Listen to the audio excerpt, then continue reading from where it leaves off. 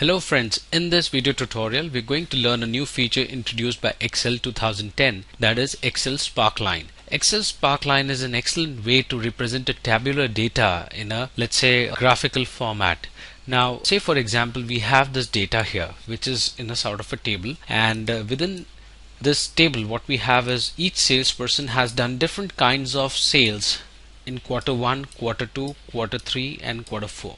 Now what I want is I want to kind of do a quick analysis to understand how an individual salesperson has performed over a period of time.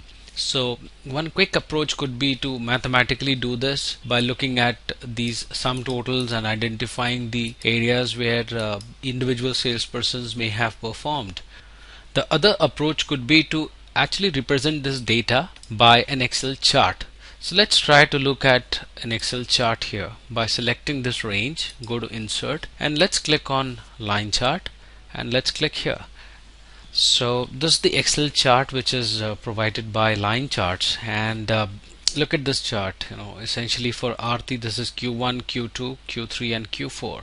This data looks a bit clumsy and it's not very intuitive in order to kind of arrive at a suitable conclusion. In order to kind of better represent this kind of a tabular data, that's where we probably use sparklines.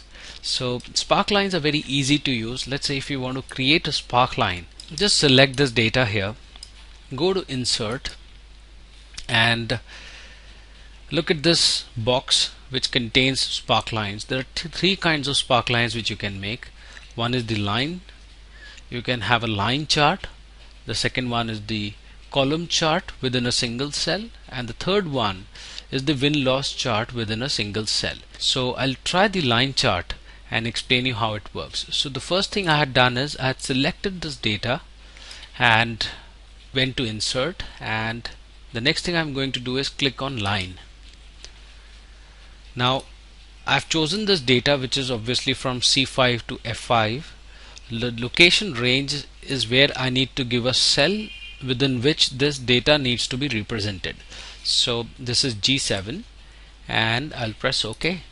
So as you can see, this chart comes inside the cell, and if you want to kind of make these charts for other set of data, what you need to just do is you need to just expand this fill handle by clicking and taking it across. Now what do we have is a different kind of a visualization. Earlier what we had seen is a very clumsy data in a single chart. Now what we have is each individual salesperson has a different chart in a single cell. Now don't you think it is very easy to now kind of observe the trends? Let's say in case of Bruce, sales are going down.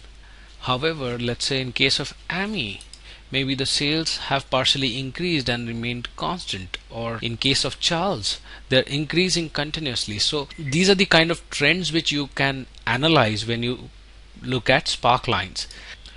Please note that when you adjust the width of the row, these graphs gets adjusted accordingly. So say for example if I want to look at these graphs in, let's say, a larger cell, and I would like to kind of increase the height, you can see that these charts take such shape automatically. So it's basically well designed and pretty much useful and intuitive. So another kind of sparkline which is kind of available here is the column sparkline. So let's right click here, go to sparklines and edit group and location, and we click OK, and what we find is there are different kinds of sparklines which are available. So within this sparkline there is something called edit data, with which you can edit the data or whichever location you want to change. You can do that from here. There's a column sparkline. Once you click here you will find that the line charts have actually changed to column charts. There's a win-loss chart, kind of not useful here. However, the thing that we kind of need to note here is that you have different options of choosing the column charts. We have green color, red color, blue color, so you can choose a suitable one according to your choice, and it's very easy to kind of implement. So that's why you will find that sparklines are very easy and very intuitive. Let me go back and click on line chart, and would like to show you something which is again much more meaningful and adds value. That is, do you want to show the high values? So the moment I click on high value, you can see that the highest points are now highlighted. Do you want to show the low value? The lowest values will get highlighted. So sometimes it is very easy for us to kind of have these datas, and maybe you want to kind of choose a different chart altogether in order to represent both. So we have green color as the highest point, red color dot as a lowest point, and the blue lines representing the overall chart. So these are some things which you can kind of do. Let me now go back and explain you the column charts in a much more detail.